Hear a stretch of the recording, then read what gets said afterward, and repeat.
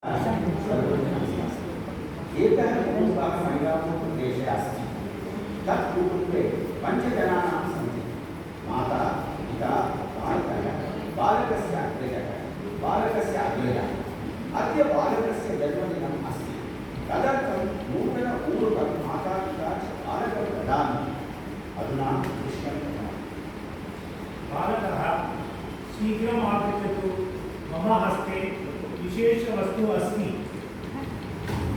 विशेषवस्तु वा? तत् किं भवान् ददातु, अहं पश्यामि। ओ, नूतन ऊरुकं वा? अहं बहु सन्तोषम्।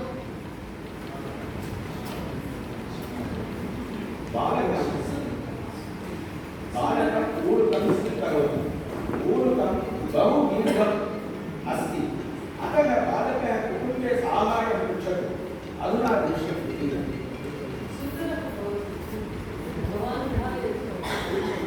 ऊरुकं बहु दीर्घमस्ति। अम्ब कथं करोति वा? पाकं करोमि। भवान् अग्रजः अस्ति किल? तत्र पृच्छतु। अग्रज, मम ऊरुकं बहु दीर्घमस्ति। कर्तनं करोतु वा? किञ्चित् कर्तनं करोतु।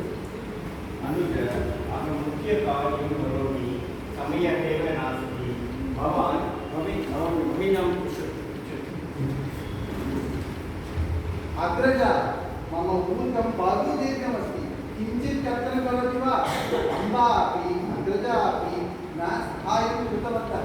किञ्चित् कर्तनं करोति। अहं पाकं प्रक्षालयामि।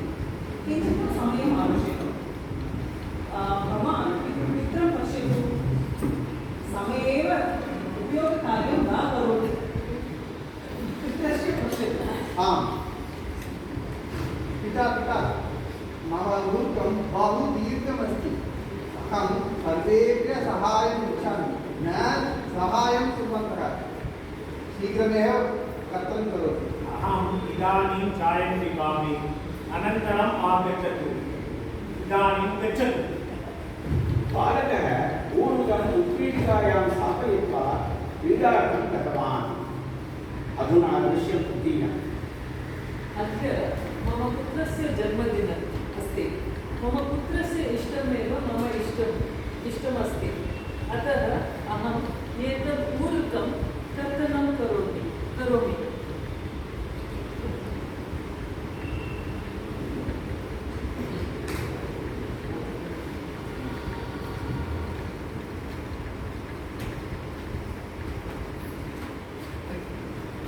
एतत् ऊरुकं मम अनुजस्य ऊरुकं। सः मां साहाय्यं पृष्टवान्, अतः अहं साहाय्यं करोमि। अहम् इदानीं ऊरुकस्य कर्तनं करोमि।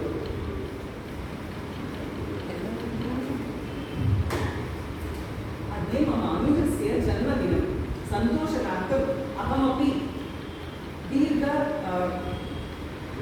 ऊरुकस्य दीर्घं किञ्चित् कर्तनं करोमि। अद्य मम पुत्रस्य जन्मदिनम् अस्ति। अतः सः इच्छानुसारं प्राप्नुयात् ऊरुकं कर्तनं करोमि।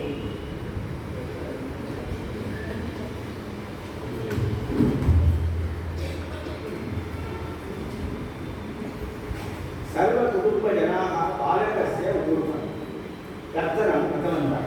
ऊरुकम् अर्धोरुकं भवति। प्रयोजनं नास्ति। एतत् नाटकम् एकविषयं सूचयति। साहाय्यम् आवश्यकं, किन्तु समये एव करणीयः। सर्वकुटुम्बाः साहाय्यं कुर्वन्तः, किन्तु विवेकचिन्तनं नास्ति। अतः साहाय्यं मनोभावं च विवेकं चिन्तनम् आवश्यकम्। परिवारस्य अन्तः सञ्चारकतन्त्रं भवेत्। नाटकः समाप्तं। धन्यवादः।